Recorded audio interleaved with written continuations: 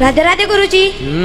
मैं आपसे एक प्रश्न पूछना चाहता हूँ कि मरा हुआ तो बता नहीं सकता और जिंदे को पता नहीं है, फिर स्वर्ग और नरक की खोज किसने की?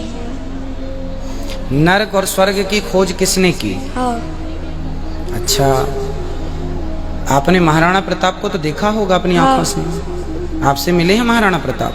नहीं, किताबों में मिले हैं। किताबों में मिले हैं? जैसे आपको महाराणा प्रताप किताबों में मिले हैं, वैसे स्वर्ग नरक वेद पुराणों में मिले हैं। अब आप किताबों में लिखे महाराणा प्रताप को मानते हैं कि नहीं?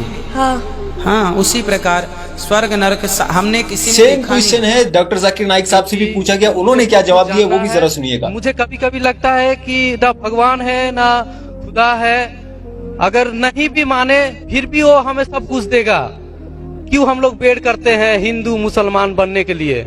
ऐसा लगता है हमें। तो हमको बहुत जानकारी अभी बाकी है, हम जानना चाहते हैं। हमको लगता है कि ऐसा कुछ नहीं है, क्योंकि अगर स्वर्ग और नर्क है तो कौन देखा है, कौन जाके आया है और कहाँ पर है वो?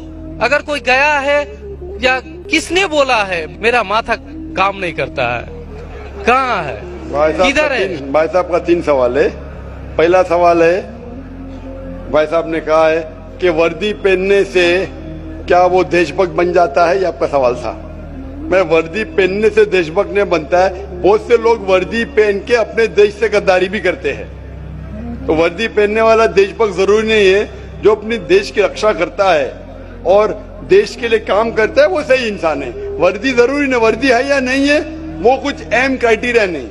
दूसरा सवाल आप चाहते कुरान मजीद मुझसे ले पा सकते हैं। तीसरा कि मैं कभी सोचता हूँ कि खुदा है क्या नहीं है, क्यों लोग आपस में झगड़ते, स्वर्ग है क्या नहीं है, किसने देखा स्वर्ग है क्या नहीं है, तो क्या करना क्या जानना। भाई साहब आपने कभी किसी को 10 माले से खुद ही मारते देखा? भाई साहब नहीं देखा तो 10 माले से खुद ही मारेंगे? मारो खुद ही ना, क्यों नहीं मारेंगे? क्यों नहीं मारेंगे? क्योंकि मर जाएंगे। नहीं देखा फिर भी यकीन है। आपने किसी को मरते हुए देखा 10 माले से खुद ही मारते हुए? नहीं सर। सुना सिर्फ ना? सुना, यकीन क्या है ना अपनी बुद्धि पे। तो यही चीज, सब चीज देखना जरूरी नहीं। मैं स्वर्ग को देखूंगा तो ही मानूंगा। क्या आपको अमेरिका जाना जरूरी है मानने के लिए अमेरिका है क्या? नहीं। आज टेक्नोलॉजी बढ़ चुकी है भाई साहब। अब 10 माले से खुद ही मार के एक आदमी को मरते देखेंगे फिर ही बोलेंगे अच्छा 10 माले से खुद ही मारेगा तो इंसान मर जाएगा। ये जरूरी नहीं देखना। अपने बुद्धि से आपको इम्तिहान लेने पड़ेगा, क्या बात सच है क्या बात गलत है। तो आप जब पढ़ते हैं, जो शास्त्र पढ़ते हैं, जो आपकी बुद्धि को नहीं संतुष्ट करता है आप उसमें नहीं मानते, तो ऐसे शास्त्र पढ़ो जो आपकी बुद्धि को मनवाएगा। और मिसाल के तौर के ऊपर कुरान मजीद, आज अगर आप साइंस और टेक्नोलॉजी के हवाले से कुरान मजीद चेक करते, कुरान मजीद में एक भी आयत नहीं जो साइंस के खिलाफ है। आज आप 80% चीज मिसाल के तौर पे साइंस के जरिए कुरान मजीद की साबित कर सकते हैं।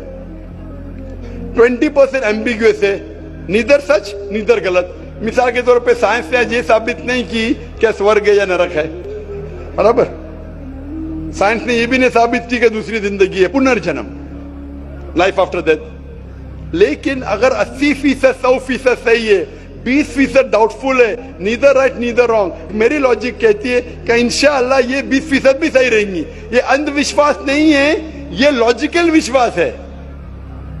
तो कुरान में बाकी साइंटिफिक फैक्ट के अलावा ये भी लिखा है कि स्वर्ग है नरक है। तो ऐसी किताब पढ़ो जिससे आपका मन संतुष्ट हो। आप कुरान मजीद पढ़ो, इंशाअल्लाह आपको यकीन आएगा स्वर्ग और नरक में। आप आके कुरान मजीद ले सकते हो भाई साहब। सर, स्वामी विवेकानंद बोलते हैं कि स्वर्ग और नर्क अपना दिल में है। तो ये कैसे बोल दिया? ये बहुत बड़ा पंडित है। स्वामी विवेकानंद ना कि खुदा है क्या? आप वेद की बात मानेंगे, स्वामी विवेकानंद की बात मानेंगे? सर, हम लोग यंग तो बहुत उसको फॉलो करते हैं। अगर कोई आदमी ने गलत किया, इंसान गलती कर सकता है क्या नहीं? इंसान गलती कर सकता है क्या नहीं? कर सकता है सर। कर सकता है। तो कोई इंसान कुछ चीज कहता है, आपको देखने पड़ेगा वो सही है क्या गलत है। मैं भी इंसान हूं, मैं भी गलती कर सकता हूँ। गलती क्या तो बोलूंगा सॉरी भाई, इंसान हूँ, गलती कर सकता हूँ। कर सकते क्या नहीं? तो अगर स्वामी विवेकानंद ना वेद के खिलाफ बात करे तो उसकी बात मत मानो। जो बात वो वेद के मुताबिक करते वो बात मानो। आप समझ रहे?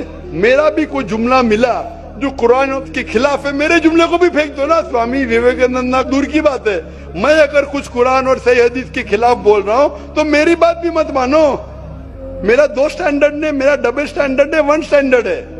जो खुदा ने बोला, खुदा की किताब को मानो, उसके ऊपर अमल करो। लोग अक्सर आपको खुदा की किताब से दूर लेके जाते, मैं यहाँ आया हूं लोग को खुदा की किताब के नजदीक लेके आने के लिए।